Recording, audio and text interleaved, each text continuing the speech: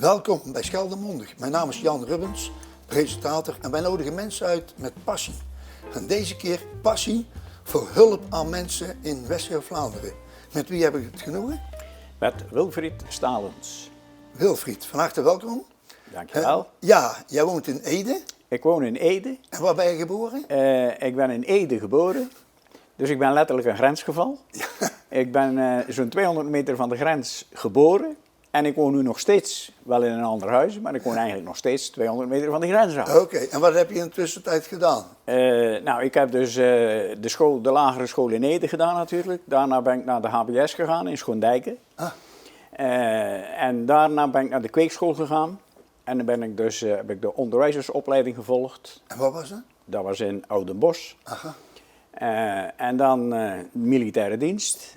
En daarna ben ik begonnen in Ede als onderwijzer. Dan ben ik 4 jaar onderwijzer geweest. En daarna werd ik hoofd van de school. Later werd dat getiteld als directeur van de school. Maar ik moet zeggen, de tijd van de hoofd van de school was toch veel leuker en mooier als dat directeurschap. Want toen was het meestal bezuinigen. Ja, nee, maar als hoofd van de school, dan, als er dan een docent ziek was, dan viel het daar gewoon voor in. Was dat toen ook zo? Ik heb heel mijn leven heb ik lessen gegeven. Dat was dus in Ede is natuurlijk een kleine school, het is een dorp, dat is een kleine school. Dus dat betekent dat ik als hoofd van school ook een klas had. Ah, ja. Dus ik deed altijd de twee, we hadden dubbelklassen, dus ik deed altijd de 2 hoogste klassen. Ah, ja. En dat heb ik eigenlijk al die tijd gedaan. Zeg, en je hebt ook een keer nieuwbouw gepleegd, hè? Heb ik begrepen, hè? Ja, we hebben in 1 april 1980 hebben we de Hof van Ede officieel geopend. Dat is wel een mooi verhaal om even te vertellen. Ja, dat denk ik wel, ja.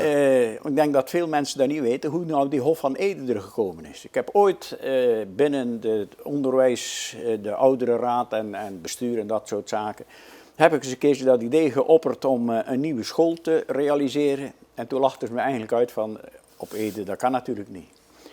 Ik denk, nou, dat moet je tegen Wilfried Stalens niet zeggen, want daar gaan we toch achteraan. En toen heb ik een plan bedacht, want regeren is vooruitzien. Dus het was eigenlijk zo, ik moet het zo zeggen, de financiering van de school, die was toen afhankelijk van de openbare school in Aardenburg. Dat was in heel Nederland zo. De kosten die de openbare school per leerling maakte, die kregen de bijzondere scholen kregen dat ook. Dus wij kregen wat de openbare school van Aardenburg kreeg. En dan hadden we daar een heel goed schoolhoofd, die had nogal wat nodig. Dus dat betekende dat wij ook per leerling een behoorlijk bedrag kregen. Bovendien hadden wij als bijzondere scholen dan het voordeel, wij konden met dat geld doen wat we wilden. Het gemeentebestuur was bestuur van de openbare school. Als hij iets wou aanschaffen, dan moest hij toestemming vragen, omdat het gemeentebestuur, dan moest iedere keer maal 5, want die andere scholen hadden 4 keer zoveel leerlingen als wat hij had. Oh, ja. Dus zodoende werd hij eigenlijk een beetje kort gehouden, maar hij deed dat eigenlijk voor ons heel goed. Dus wij zaten ruim in de middelen. Bovendien hadden wij het voordeel dat als er een lamp kapot was, dan repareerde ik die zelf. Als er een wc niet meer goed doortrok, dan repareerde ik dat zelf. Maar daar kwam natuurlijk altijd een officiële aannemer daarbij en die stuurde zijn rekening. Dus dat dreef de prijzen op. Bovendien zat hij in een gebouw, heel groot, heel hoog. Achter het gemeentehuis in Aardenburg stond dat. Later heeft daar nog gemeentewerken in gezeten. Dat tochtte daar als de ziekte, dat gebouw was niet te stoken. Dus hij stookte zich een ongeluk en dat waren een beetje de grootste kosten binnen het onderwijs. Dus zodoende zaten wij ruim in onze financiële middelen. Tot 1972. Want toen werd de nieuwe openbare school geopend. Dus de openbare school had een nieuw gebouw. En daar zat letterlijk een centrale verwarming in. Die stond ook midden in het gebouw. En dat ging dus op die manier rond. Dus die stookten een stuk voordeliger als wij. Dus ja, wij kwamen financieel niet meer rond. Dus daarom zei ik, we moeten hier iets gaan doen. Wij moeten een nieuwe school gaan realiseren. Dus toen heb ik in 1975 heb ik een boek geschreven. Schools Ede vroeger. En ik heb een fototentoonstelling georganiseerd over Ede vroeger. En we hebben die fototentoonstelling officieel geopend op 3e kerstdag. Dus in de winter, flink koud. Ik had het college uitgenodigd, gemeenteraad. Van alle belangrijke personen die waren daar in zo'n leslokaal. En ik had de burgemeester en zijn college had ik zo vlak bij het raam neergezet. En voor de rest zat het lokaal met allerlei andere genodigden vol. En ik met een diaprojector, en ik had van al die foto's had ik dia's laten maken. Dus met een diaprojector projecteerde ik levensgroot op de muur aan de achterkant. En ik zat er ook met een pen en papier zat ik daarbij, want die mensen die daar zaten, die kenden vaak die personen die erop zaten, die opstonden die ik niet wist. Dus dan noteerde ik dat. Daar heb ik later nog 2 boekjes voor kunnen uitgeven, waar ik precies wist wie er allemaal op die foto's stond. Nou, dat had ongeveer 2,5 uur geduurd. En toen was die voorstelling afgelopen en gingen we officieel de zaak openen. En toen zei de burgemeester, nou, het is hier wel flink koud. Ik zei, ja burgemeester, u hebt er nou 2 uur gezeten. Maar die kinderen, die moeten hier heel dagen zitten. Okay. Hè? Dus jij krijgt een nieuwe school. En zo is het gekomen. En daar was het begonnen. Ja, maar goed. En zo is het gekomen. En toen heb ik eerst moest ik een architect zoeken. Dat ging dan nog redelijk vlot. Maar dan heb ik een bijeenkomst bijgewoond in Vlissingen. Was in die tijd was CRM, Cultuur, Recreatie en Maatschappelijk Werk. Die had eigenlijk ruimtetekort. Ja, die had ruimtetekort. En het woord dorpshuis, dat kenden we toen nog niet. En ik in mijn school, ik zat in allerlei verenigingen van Ede, dus de vergaderingen waren meestal daar in de school. Dus ik stelde eigenlijk mijn school gedeeltelijk beschikbaar voor de gemeenschap, zeg maar. Nou, in Vlissingen was er een conferentie en die ging daarover. En 2 topambtenaren van die beide ministeries, van Onderwijs en van CRM, die zaten daar.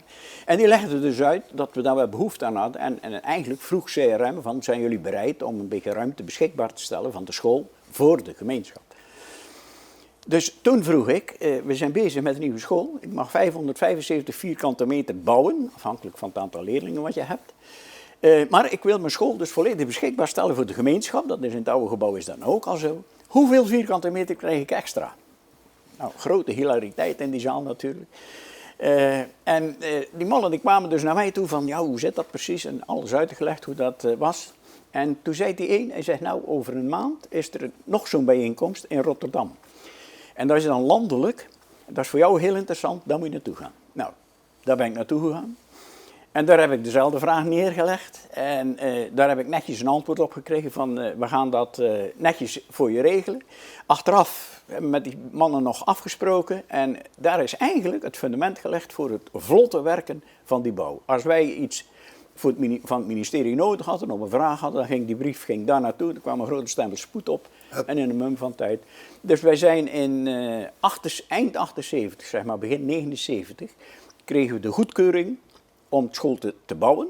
En op 1 april 80 is die geopend. Zo. Is het helemaal klaar. Gefeliciteerd. Toen is minister, weet je weer, van CRM toen, ik ben nou even de naam kwijt. Okay. Maar die heeft hem officieel geopend en die heb ik dan mogen rondleiden. En dan kon ik dus vertellen van de mensen van Ede, die worden dus hier in de kerk, die staat vlak bij de school, worden die gedoopt. Dan komen ze naar de school toe, doorlopen ze die school, via de gemeenschap komen ze in het dorpshuis, waar allerlei verenigingen actief zijn en zo. En uiteindelijk komen ze aan het achterste stukje van het gebouw, dat was het mortuarium. En ik zeg, zo hebben we dus het hele leven is dus hier maar rond in dit gebouw. En zo is het gekomen. En zo is het gekomen. Dat is de Hof van Ede. Helemaal goed. Ja, ik denk dan gelijk aan het aardse paradijs natuurlijk. Ja, nou daar is het ook een beetje op geïnspireerd. Ja, ik snap het, ja. Zeg, je hebt, Wilfried, heb je ook een PowerPoint-presentatie opgestuurd? Ja. En ja, dat gaat over allerlei dingen, over de grens en zo. Ja. Zullen we eerst dia's bekijken? Ja, dat is goed. Dat is goed. Dus het ontstaan... Ik heb dus een aantal lezingen gemaakt. Ik ben ook gids van de regio hier, van Brugge en Damme en zo.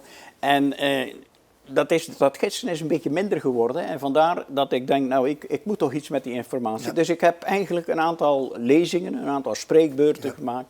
En eentje daarvan is dus het ontstaan van de grens tussen Nederland en België. Nou, dat is mij op het lijf geschreven natuurlijk, want ik loop al levenslang langs en over die grens. En die grens die is dus eigenlijk ontstaan in het begin althans, bij het 12-jarige bestand van de 80-jarige oorlog. En toen zijn ze van 1609 tot 1621 was dat 12-jarig bestand. En ja, als je 12 jaar stopt met oorlog voeren, dan moet je, als je dus weer terug wil beginnen, dan moet je wel weten waar je gebleven was. Ja. 12 jaar geleden. Dus in 1609, toen dat 12-jarige bestand begon, toen hebben ze beschreven van wat is er nu van de noordelijke Nederlanden, dus van het huidige Nederland, en wat is er van de zuidelijke Nederlanden, van België. En eigenlijk is dat de grondslag van onze huidige grens. Daar zijn in tussentijd wel wat kleine wijzigingen, maar dat is eigenlijk de grondslag geworden van onze grens. Nou, dan gaan we gewoon die hele geschiedenis gaan we langs. Dan komen we in 1814, waar dus Noord- en Zuid-Nederland weer verenigd wordt onder koning Willem I. Ja. Nou, dat ging voor de Belgen niet zo heel goed, dus die kwamen in 1813 in opstand. En die wilden dus weer zelfstandig zijn. Dat wilde de koning nog niet toegeven, maar uiteindelijk in 1839 moest hij dus die scheiding officieel toegeven en waren we dus weer gescheiden Nederland en België. En is eigenlijk het Nederland van nu ontstaan en ook het België van nu. En dan kregen we in 1843 hebben ze dat dan nauwkeurig opgeschreven en is dus die grens precies bepaald. En die grenspalen met al hun omschrijvingen en zo. Dan hebben ze in 1919, dus na de Eerste Wereldoorlog, hebben de Belgen nog eens een keertje geprobeerd om er een beetje los te peuteren. Want de Belgen waren natuurlijk het slachtoffer geweest van die Eerste Wereldoorlog. En die wilden graag een stukje genoegdoening. En ze wilden Zeeuws-Vlaanderen erbij hebben en Limburg. En waarom? Zeeuws-Vlaanderen wilden ze erbij hebben, omdat ze dan zeggenschap hadden over de Westerschelde. Ja. En dus over de haven naar Antwerpen. Ja. Want dat was voor hen heel belangrijk. Ja. En ze wilden Limburg erbij hebben, want daar zaten die steenkoolmijnen. Dus dat was ook interessant. Want België was natuurlijk straatarm geworden. Die mensen die hadden 4 jaar lang daar aan die oorlog gelegen. Alle bedrijven, alle boerderijen, noem maar op. Dat was allemaal stilgevallen. Want de mannen die waren aan het werk, de vrouwen moesten het overnemen. Dat kon het ook niet allemaal doen. Dus dat was een ramp voor België. Dus eigenlijk logisch dat ze die vraag stelden. Alleen dat is dus niet gelukt. Dat is ook wel een leuk verhaal om dat te vertellen, hoe dat allemaal gegaan is. En toen is ook dat volkslied ontstaan, hè? Van D tot Antonisme, hè? In die tijd. Hè? Ja, dat is toen ontstaan. Ja. Je hebt het ook over smokkelen, hè? Ja. Daar heb jij ook een presentatie, hè? Ja. Dus ik begin eigenlijk met het ontstaan van de grens, dat is mijn eerste lezing. En dan logisch, daarbij waar een grens is, daar wordt er gesmokkeld. Dat is dus altijd zo. Dus ik heb ook een lezing over het smokkelen, waarin min of meer vertel ik dan, of leg ik dan uit van waarom wordt er eigenlijk gesmokkeld? Met welke middelen? Wat gebruiken we daarvoor? Hoe zit het met de douane? Dat was een beetje de tegenpartij, zeg maar, van de smokkelaars. Ook die ontwikkeling van dat smokkelen. In het begin was het smokkelen, dat was eigenlijk een sport. Dat was leuk, dat was een bijverdienste. Daar werd heel veel in gedoogd. Dat was een hele leuke, een hele romantische tijd eigenlijk. Maar zo rond 1955... Toen werd dat toch wat serieuzer. Toen kregen we een aantal mensen die beroepssmokkelaar werden. Dat werden bendes, hele groepen. Ja. Die organiseerden alles. Die organiseerden de inkoop van de boter. Die organiseerden de auto's die het moesten gaan vervoeren. De uitkijkposten werden georganiseerd. De chauffeurs werden erbij gehaald. Dus dat was een complete organisatie. En dat ging ook in grote hoeveelheden. Ja. En daarom werd het dus ook veel harder. Ja. En ook de douane, want die moest toch een beetje proberen de smokkeltred bij te houden. Dus die werd ook wat beter uitgerust, kon wat meer. En in die tijd zijn er ook slachtoffers gevallen. Ja. Er zijn een aantal mensen hebben daar de dood gevonden door het smokkelen. We hebben ook samen een keer in mijn eentje op pad geweest. Ja. Daar hebben we een heel mooi filmpje van. Zullen we daar nou even naar dat is wel leuk. Dat is wel leuk, ja. In mijn eentje op pad door het smokkelpaadje. Wie had dat gedacht? Ja. Avontuur. We zitten hier nou toch in de auto. Ja. Eerst ging men te voet smokkelen en met de fiets en zo. Maar op een gegeven moment dan gebeurde dat met auto's. En zo was er een die reed dagelijks een paar keer de grens over. En die douaniers die snapten dat niet erg. Maar die had dus in zijn dak, in zijn dak van zijn auto, had hij een dubbele bodem gemaakt. Oh ja. En voorin zat daar een balkje in met 2 touwtjes eraan. En dan van voor duwde hij daar die boter tussen. En als hij dan op zijn bestemming aankwam, dan trok hij aan die touwtjes en dan kwam die boter er dus weer van tussen. En die douaniers die zagen dat niet, dus zo komt hij meerdere keren per dag komt hij gewoon via de douane de grens overrijden. En ongezien de boter meenemen. Ja, dat was het verhaal over het landweggetje daar. Zijn er nog meer smokkelverhalen? Hè? Want we kunnen natuurlijk niet al dat filmpje laten zien. Maar je zegt van, nou, dat is misschien ook wel leuk om te vertellen. Ja, er zijn eigenlijk, mijn hele lezing, moet ik zeggen, is bestaat een beetje uit allerlei ludieke verhaaltjes. Om het eigenlijk een beetje ja, ik probeer een beetje de krenten uit de pap te halen van het hele smokkelgebeuren. Misschien hier even wat cijfers, dat is wel interessant, want daar hebben wij geen idee van. Dat een chauffeur, die kreeg 600 gulden, oftewel omgerekend naar de huidige prijs, zou dat 9000 euro zijn voor 1 rit. Ja, er waren enorme bedragen die er toen omgingen in dat smokkelen. En dat kwam eigenlijk omdat de boter in Nederland, die kostte toen 2,50 gulden per kilo. En in België 5 gulden. Oh ja. En dat kwam omdat wij in Nederland hadden wij een boterberg. Wij hadden er veel te veel, dus wij konden ze niet kwijt. Dus vandaar dat die prijs zo laag was. En in België, vooral door die 2 oorlogen eigenlijk. Die eerste oorlog waren ze nog niet helemaal te boven gekomen en toen kwam die tweede oorlog al. Dus dat was gewoon armoede. En daar was dus een tekort aan boter. En de pakkans was misschien in het begin wel klein. Die was heel klein. Heel klein. Dat was sport. Dat was, en ja, als je gepakt werd, dan moest je 3 keer opnieuw voor niks rijden en dan kon je weer beginnen met verdienen. Dus dat was geen probleem. Dus eigenlijk was het gewoon, het hoorde eigenlijk gewoon bij het leven als je op de grens woonde. Plus het feit dat na de oorlog was er dus toch wel armoede. Ja. Dus die mensen die konden op die manier een centje bijverdienen. Vandaar dat ook de overheid een beetje dat door de vingers zag natuurlijk. Ja. Want als je ziet die cijfers, er gingen miljoenen kilo's boter, gingen in Zeeuws-Vlaanderen, van die boterfabrieken, ging dat naar de winkels. Ja, iedereen wist wel, die winkels, dat ging weer door naar België toe. Nou, dus dat was niet normaal, dat kon de bevolking van Zeeuws-Vlaanderen kon dat nooit opgebruiken. Maar dat werd gedoogd, omdat die mensen verdienden daar, die deden geen vlieg kwaad verder. Dus dat werd, op die manier werd dat dus getolereerd. En wanneer zijn ze nou eigenlijk met dat smokkelen geëindigd ongeveer? Nou, dat is in rond 55 zijn dus die auto's begonnen en zo rond 65. Ja. Toen kregen we dus de onderhandelingen over de Benelux. En werden dus de prijzen geniveleerd, het prijsverschil werd geniveleerd. Dus die prijzen waren hetzelfde. Ja, dat was niet meer interessant om te gaan smokkelen. Dus zo rond 65, in die tijd, 65, 70, zo was het afgelopen. Ja, want er was een hele strijd hè, ook met kraaienpoten en zo. Hè? Ja, en daar had de bevolking ook veel last van natuurlijk. Hè. Die kraaienpoten, die smokkelaars gooiden die kraaienpoten om de achtervolger lekke banden te bezorgen. Maar ja, die kraaienpoten lagen daar en ook de gewone auto's reden eroverheen. En hadden ook lekke banden. Ja. En een hoop kosten. Dus die vonden dat niet leuk. Dus eigenlijk in die eerste periode was het heel leuk. Maar met die auto's was het, hoe langer het duurde, hoe erger het werd eigenlijk. Ja. Ik moet zeggen, ik heb daar wel een mooi verhaal over. En dat is echt gebeurd. Ik heb dat zelf meegemaakt. Dat op een gegeven moment reed ik in de buiten van Ede. En daar kwam een zwarte auto er langs gereden. Nee, ik moet het anders zeggen. 4 zwarte auto's, zwarte Chevrolets, Amerikaanse. Op Nederlands grondgebied? Op Nederlands grondgebied. En die reden alle 4 op een rijtje achter elkaar. En daarachter zat een zwaantje. En een zwaantje is een politieagent dat is op de motor? Een Belgische politieagent op de motor. Een Belgische politieagent in Nederland? Ja, die reed in Nederland. En wat was er nou gebeurd? Een smokkelaar was er met zo'n Chevrolet de grens overgegaan en dat zwaantje ging erachteraan. Want de gewone douanes die kon die Chevrolets, die Amerikaanse Chevrolets niet bijhouden, maar zo'n zwaantje kon dat wel. Ja. Dus die chauffeur die wist dat en die kwam dus terug. En wat deed hij? Die reed door Ede al toeterend.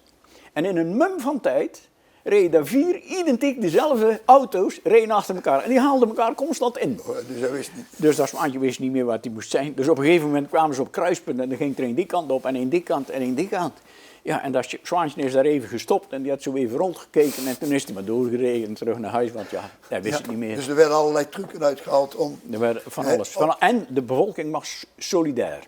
Oh ja. In die tijd, en dat is altijd gebeurd. Ik heb dus heel veel mensen, ik ken natuurlijk veel mensen die gesmokkeld hebben. En ik heb geprobeerd om daar informatie van los te krijgen, maar dat is heel moeilijk. Ja, tuurlijk. Die mensen die zeggen, zolang als er mensen nog leven, praat ik daar niet over. En die praten daar ook niet over. Mensen die dus op een gegeven moment gesnapt werden en in de gevangenis moesten. Dus dat was als je gepakt werd in België, dan werd je dus de eerste keer dat je gepakt werd 4 maanden de cel in. De tweede keer 8 maanden en alle andere keren werd het 2 jaar. Nou, moet ik zeggen, dat was de officiële straf, maar daar werd nogal wat aan gedaan, want in die begintijd met dat fietsen en zo, dan gebeurde dat allemaal niet. Dat was in die tijd van die auto's, dus na 55. Maar toen had je die bendes en die bendes hadden veel geld. Oh ja. Dus als er een in de gevangenis zat, dan zorgden zij voor een goede advocaat en die regelde dat wel dat hij weer vrij kwam. Oh ja. Ja, op die manier ging dat. Ja, daar ging enorm veel. Dus nu met de drugs is datzelfde. Ja, eigenlijk wel. Ja. Het geld maakt dus eigenlijk het leven op die manier kapot. Ja, levensbedreigend ook. Ja. Ja. Zeg, en heb jij nog een heel mooi verhaal over de dodendraad. Ja, ja. Maar dat gaat dan weer over de Eerste Dat Wereldoorlog. gaat over de Eerste Wereldoorlog. In 1914 is de Eerste Wereldoorlog begonnen. En in 1915 hebben de Duitsers de dodendraad gespannen. Nou, dat is weer over de grens. Dus Tussen België en Nederland, want Ja. Nederland was neutraal. Nederland was neutraal en België was dus bezet door de Duitsers. En toen hebben ze vanuit het drielandenpunt tot aan Knokke, langs de grens, niet precies de grens gevolgd, ze hebben dat af en toe, alle hoeken en zo hebben ze afgesneden. Maar zo hadden ze 450 kilometer, hebben ze dat draad gespannen. 3 draden, 2 aan weerskanten en in het midden 1 hoge. En die hoge, dat was dus de dodendraad, daar stond stroom op. En daar zijn dus heel veel mensen, zijn daar...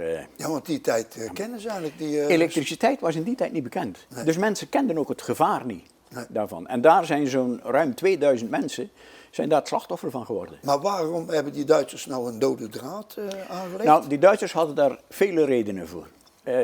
Een van de redenen was dat de Belgen, de jongere Belgen die er nog waren, die wilden naar het front toe en die gingen via Nederland gingen die naar Engeland. En Of de Engelandvaarders. Die Engelandvaarders. En daar werden ze opgeleid, kregen ze een spoedopleiding als militair. En dan gingen ze dus bij het Belgische leger aan de overkant van het IJzer, gingen ze dus meevechten.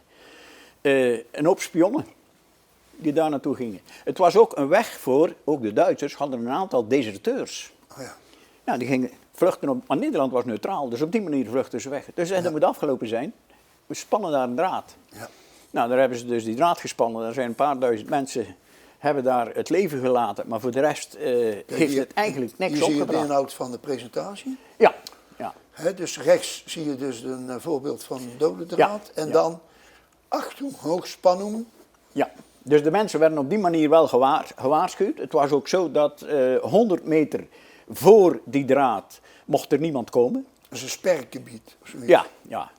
Ja, daar mocht dus niemand daar lopen. En er waren dus 2 draden aan weerskanten van die hoge draad nog eens een keer om extra die draad te beveiligen eigenlijk. En aan de Belgische kant, dus aan de zuidkant, was er altijd een fietspad. Oh, En ze hadden dus op gezette afstanden, 4, 5 kilometer, hadden ze een controlepost.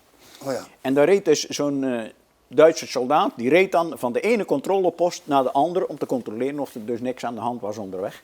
Ja. En die reed langs een paadje dat tussen dat zuidelijke stuk van die dodendraad En lag. was er ook in Ede toen een doorgang? Dat je toch een Er waren- bemenste Ja. controlepost? Er waren enkele vrije controleposten en 1 daarvan was er ook op Ede. Oh ja. En er is ook nog in Sint-Laurijns hebben ze ook nog die dodendraad verplaatst. Want we hadden een stuk van Sint-Laurijns, dat was door die dodendraad, ze hadden daar niet precies de grens gevolgd, maar gewoon de kortste weg, zeg maar. Ja. En daardoor waren een aantal Belgen afgesloten. En in die tijd was douane er nog, de grens was nog, er was nog geen vrije overgang van de grens. Dus die mensen die zaten eigenlijk geïsoleerd. Die konden niet meer naar België, want daar zat die draad voor. En in Nederland mochten ze ook niet komen, want daar controleerde de douane dat. Dus op die manier hebben we dus een stukje niemandsland hebben daar, is daar eigenlijk ontstaan, omdat die mensen zelf hebben aan de Duitsers gevraagd, kunnen we die draad niet verplaatsen, zodat wij een leven hebben. Want die zaten in een stuk, aan de ene kant tussen de draad en aan de andere kant was de vaart. Ja. En die brug was opgeblazen, dus ze konden niet die vaart over. Dus die zaten volledig geïsoleerd, konden niks. Ja. En toen hebben ze zelf die draad verplaatst. Daar hebben ze nog flink voor moeten betalen. Als ze zelf die draad verplaatsten, stonden de Duitsers daartoe. En de Duitsers hadden daar ook een voordeel bij. Want toen stond die draad langs die vaart en dat was 1 rechte lijn. Dus dat was heel makkelijk te controleren. En ook met die vaart ernaast ook moeilijk om daar overheen te komen. Ja, ik heb wel eens een keer ook meer een lezing gehad van professor Van Hesten. Ja. Die was er ook mee bezig. Dat is de grote man. De grote man, De hè? grote man. Die heeft dat allemaal wetenschappelijk die uitgezocht. kent elke centimeter van heel die dodendraad. Ja, Dat is en die heeft prachtig. ook verteld, weet je wel, wat er voor mogelijkheden allemaal waren om toch door die Ja. draad te komen, terwijl dat er spanning op stond. Ja, ze schatten dat, maar dat zijn tussen de 20 en de 50.000 mensen, schatten ze, zijn door die draad gegaan. Toch? Er waren mensen die dus regelmatig over en weer gingen, die gewoon met anderen, Belgen dus, doorlieten. Dus die hadden speciale trainingscentra, dus die gingen naar de schuur toe. En daar hadden ze een draad nagebootst met zo'n ton of zo'n klem. Ze hadden Oh ja. verschillende middelen daarvoor. En daar werd er geoefend. In die schuur werd geoefend en dan gingen ze met z'n allen er doorheen. Ja, want hier hebben we dan een wereldoorlog in cijfers. Hoeveel dat er... Nou ja, daar zie je dus wat de Belgen noemen dat de grote oorlog. Ja. Nou, dat kun je hier zien waarom. 68 miljoen soldaten zijn dus bij die oorlog betrokken geweest. In 5 jaar tijd, moet je kijken nagaan. Ja. En er zijn 9.500.000 zijn er daarvan gesneuveld. Dat betekent 1 op 7. Dat betekent dat elke minuut waren er 4 gesneuvelden. Zo. Dus dat is ontzettend wat daaraan gesneuvelden zijn. Nou, Nederland bleef dus neutraal.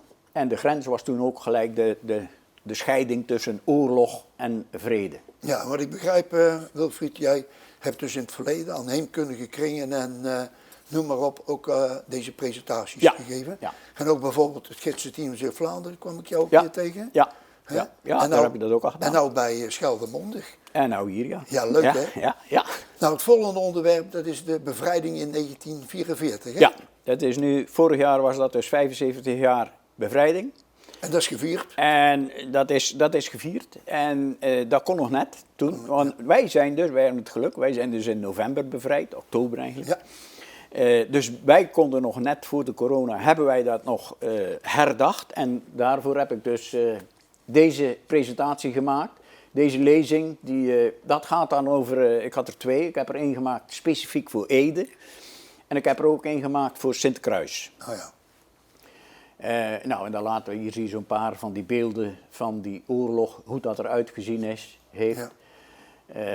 Ja, dat is heel triest geweest. Ja, dat is heel triest geweest. Heel triest. Vandaar ook dat na die oorlog, toen die smokkel begon, dat men dat door de vingers zag. Ja. Om die mensen toch een beetje te helpen. Nou, hier krijg je zo'n hele... Ja, dus jij begint je lezing dan met deze afbeelding? In feite komt het op neer dat we zijn bevrijd. Maar om bevrijd te zijn moet er eerst oorlog geweest zijn. En ik geef dus eerst een beeld van hoe is die oorlog ontstaan. Wat is er allemaal gebeurd. Zodat je een beetje idee hebt van wat betekende die bevrijding. Ja. Want dat is nogal wat. En bij ons zijn er dus 3 miljoen bommen in West-Vlaanderen neergegooid. Dat is het meeste van heel Nederland. In 1944? In 1944. Ja. Omdat dus die 2 kanalen die daar lagen, daar hebben de Duitsers zich achter verschanst. En daar is dus een enorme strijd gevoerd. Ja. En ze wilden dus de Schelde vrij hebben. Hè. Ja, om de weg naar Antwerpen. Om de weg naar Antwerpen vrij te krijgen. krijgen. Die bevoorraden Precies, en zo. Ja. Precies, ja. Nou, je hebt ook een project gedaan, veiligheid in en om het huis. Ja, daar staat er ook bij, KBO-PCOB. En wat betekent dat? Katholieke Bond voor Ouderen en Protestant-Christelijke Ouderenbond. Ah, ja. Die zijn een fusie aangegaan en ik vervul een aantal functies. Ik ben voorzitter van de eigen afdeling, ik ben kringvoorzitter van West-Vlaanderen en ik zit ook in het provinciaal bestuur van Zeeland. Ah, ja. Maar daarnaast heb ik nog 2 andere functies binnen die organisatie en 1 daarvan is veiligheidsadviseur. Oh. En als veiligheidsadviseur geef ik dus deze lezing, deze presentatie meestal aan ouderenbonden, aan vrouwengroepen, noem maar op. Om alles uit te leggen over veilig thuis. En hier staan dan zo'n beetje, maar het zijn niet alle onderwerpen. Er zit bijvoorbeeld, is er nu inmiddels ook bijgekomen, cybercriminaliteit. Maar je ziet brandpreventie, hoe kun je dat voorkomen, hoe kun je inbraken voorkomen.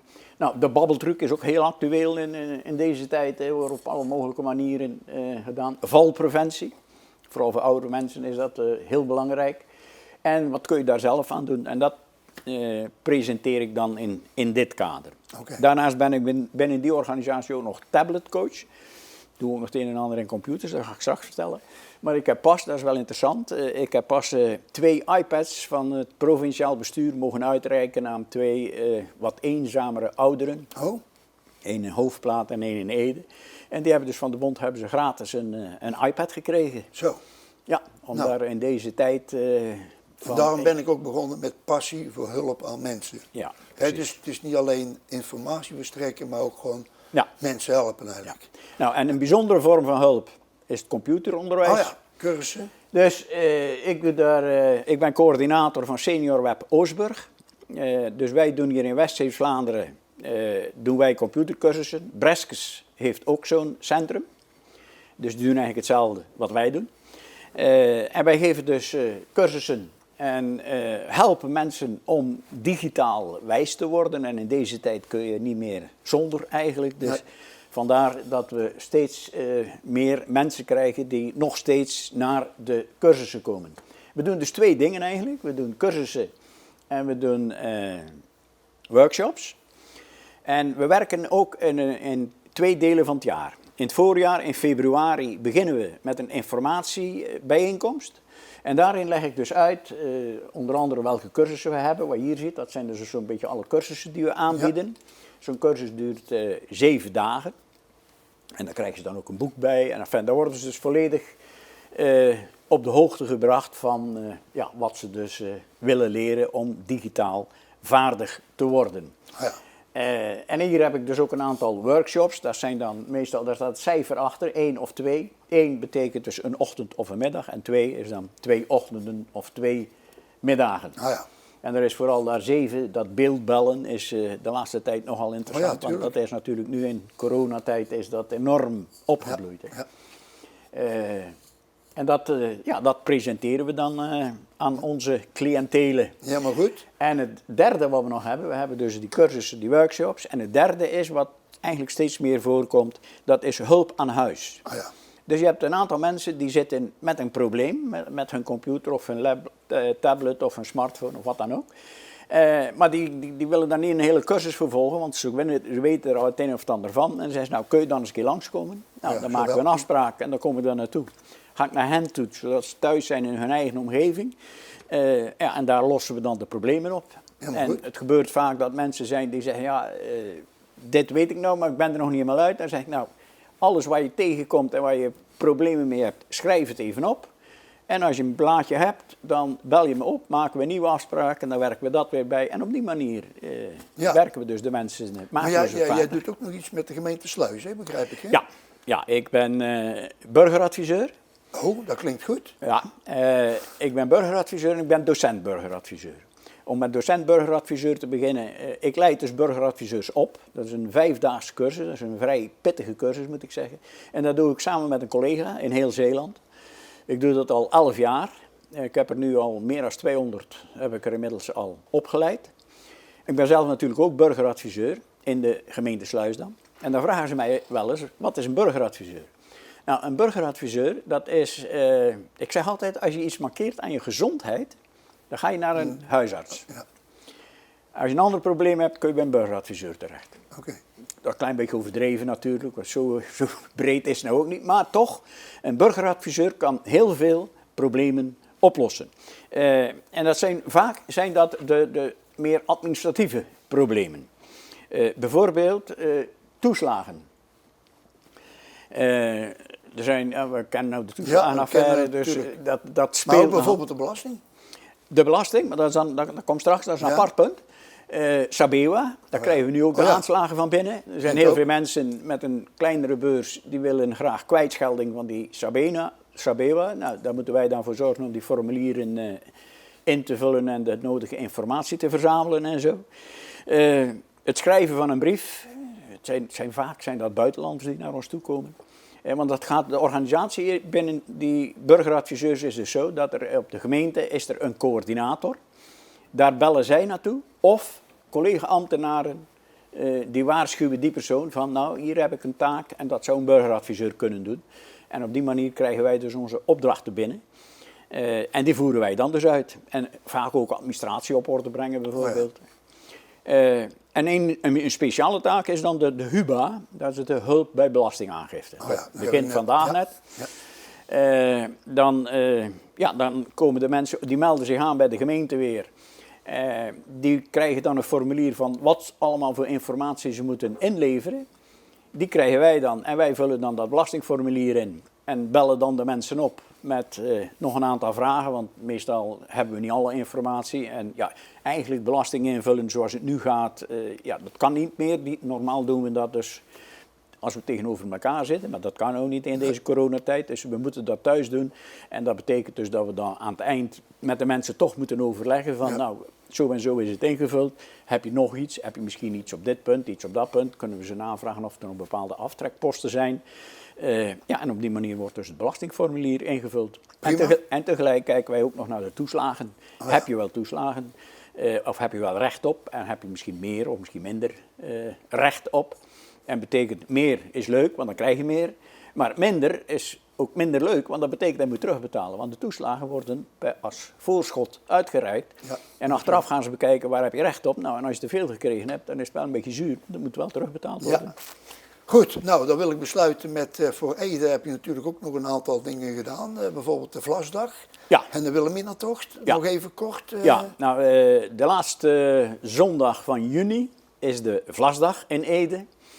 En daar wordt dus alles gepresenteerd van wat met het vlasbewerking te maken heeft. En ik heb vroeger zelf ook nog in het vlas gewerkt, dus ik mag daar dan uitleggen hoe dat allemaal in zijn werk gegaan is. En we hebben nog die oude machines, we hebben ook de nieuwe machines, maar vooral de oude machines zoals dat vroeger ging.